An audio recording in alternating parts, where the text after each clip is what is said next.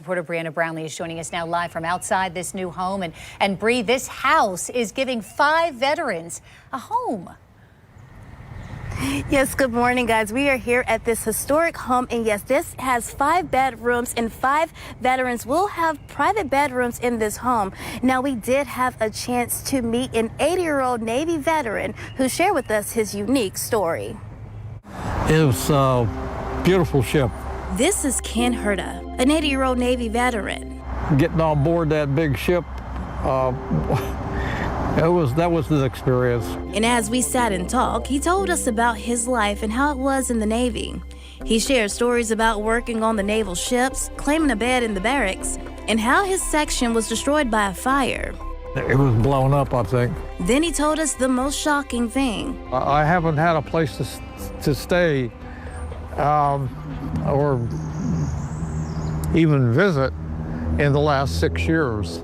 Ken is a veteran experiencing homelessness. I had someplace to stay. It's called my car. To others, this may just look like a silver Chevy, but for Ken, this is his home for the past 6 years. I pull it forward, lean it back, and then shove it all the way back as far as it'll go, and I just lay it there on my back. This car is the only thing that's been keeping him safe for years. He says he usually parks in a Publix or Walmart parking lot. He uses the only income he has to pay for laundry services and a gym membership to shower. He tells me, and photojournalist Jesse Hansen, when he first started living in his car, he pictured it like camping, like he did when he was younger. He says it's tough to live like this and is very trying. If it wasn't for the car, I mean, I would have been out, on a street somewhere. It's scary. I don't know how they could do it because anything could happen.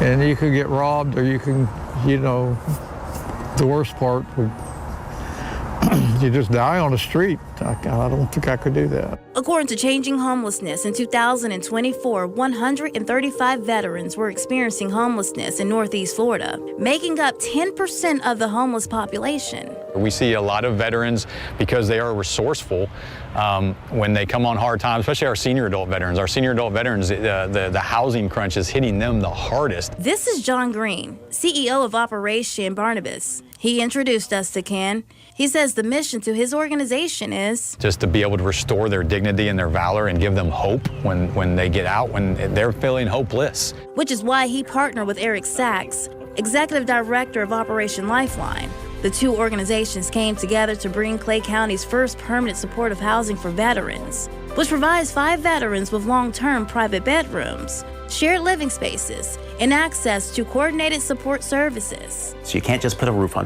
over somebody's head.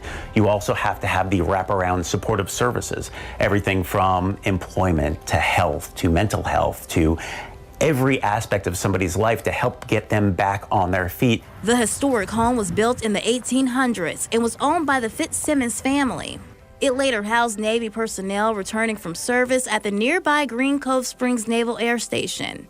This is where we're going to allow the VA social workers or anybody else who's providing that wraparound care that we talked about to have this area to sit down with the veterans. Now fully restored and repurposed by Operation Lifeline to house veterans who are experiencing homelessness. And if you take a look in here, first of all, we've named each of the rooms after ships that were retired in Green Cove Springs. It looked like it's something that you could see in maybe Ripley's Believe It or Not. It's really a nice looking place.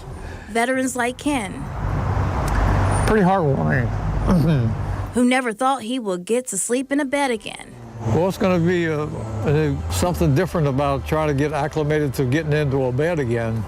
I've only slept in the bed 2 times, actually, 3 times in the last 6 years. He tells me once he claims his bed in his new barracks like he did years ago on that naval ship, he's looking forward to one thing. Well, being able to actually open up a door and go in and be able to go to the refrigerator and get a drink of water or orange juice or milk, turn on the stove, and fry up some bacon and eggs.